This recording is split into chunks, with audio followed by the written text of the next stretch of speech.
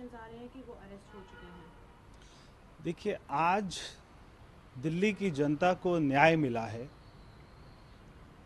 और मेरे को याद है कि जब दिल्ली में कोविड की लहर थी, हर गली में मौत थी। उस समय दिल्ली के मुख्यमंत्री ऑक्सीजन देने की बजाय, दवाई देने की बजाय, इंजेक्शन देने की बजाय, हॉस्पिटल बनाने की बजाय दिल्ली में शराब पॉलिसी बना रहे थे। इससे ज़्यादा शर्म की बात कोई नहीं हो सकती है। और वो शराब पॉलिसी इसलिए बनाई जा रही थी क्योंकि उसमें हजारों करोड़ का घोटाला करना था। और मैं हमेशा से कहता रहा कि केजरीवाल इसका मास्टरमाइंड है और एक ना एक दिन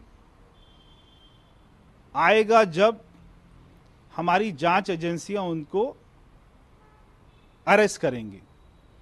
और आज वो दिन आया है। मुझे इस बात की खुशी है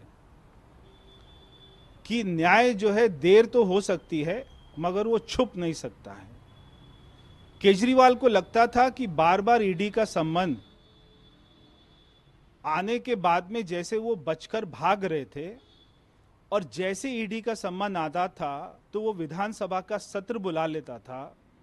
अगर उसने कोई पाप नहीं किया होता, अगर वो सच्चा ईमानदार होता तो वो ईडी के पास जाता, सारी बातों का जवाब देता और सारे सबूत दिखाता कि मैंने ऐसा कोई पाप नहीं किया।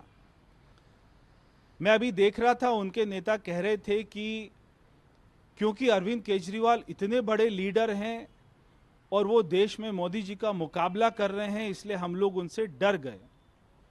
ये बात अगर कल सुप्रीम कोर्ट में सुनवाई होती है, क्या वहां पर ये दलील को आप उधर रखेंगे? नहीं रख सकते। आपको बताना पड़ेगा कि आपने होलसेलर का कमीशन 2% से 12% क्यों किया, उसका कारण क्या है। क्योंकि यही सारा घोटाला था। जो 2% कमीशन चलता था, आपने सारे मार्केटिंग करने वालों के ऊपर, आपने सारे शराब बनाने वालों के ऊपर में दबाव डाला कि हमारे लोगों को 12% कमीशन दिया जाए।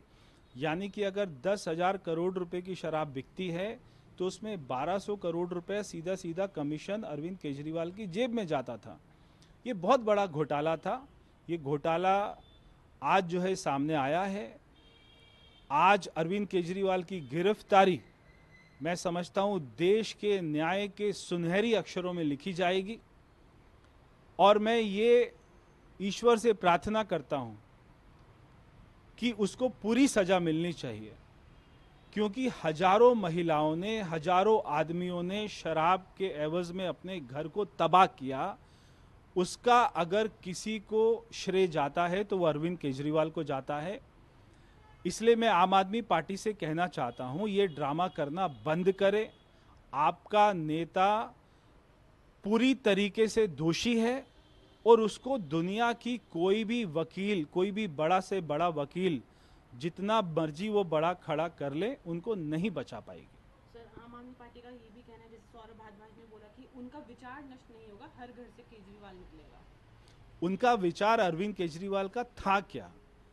दिल्ली में 10 साल में आप अगर, आप भी दिल्ली रहते हैं, मैं भी दिल्ली रहता हूं, दिल्ली में विकास कहां किया केजरीवाल ने? मैं फ्री करूंगा, मैं ये फ्री करूंगा, वो फ्री करूंगा, मगर उसके बाद भी फ्री कुछ नहीं किया। केजरीवाल का विचार था कि शराब पॉलिसी लेके आएंगे, उसमें घोटाला करेंगे। ये केजरीवाल का विचार था। अगर सौरभ भारद्वाज का ये कहना है कि शराब पॉलिसी दोबारा लेके आएंगे, हम अरविंद केजरीवाल के विचार को दोबारा लेके आएंगे, तो ये उसकी गलत फहमी है। दिल्ली में ऐसी शराब पॉलिसी कभी नहीं आएगी जिसमें आप लोग कोई घोटाला करने का विचार रखते हो।